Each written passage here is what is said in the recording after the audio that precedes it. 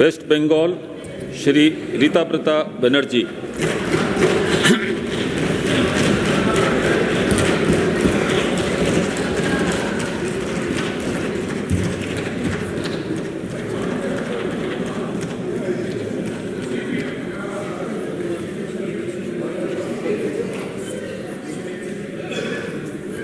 আমি ঋতব্রত ব্যানার্জি রাজ্যসভায় সদস্য নির্বাচিত হইয়া সত্যনিষ্ঠার সহিত প্রতিজ্ঞা করিতেছি যে বিধি দ্বারা স্থাপিত ভারতের সংবিধানের প্রতি আমি অকৃত্রিম নিষ্ঠা ও আনুগত্য পোষণ করিব।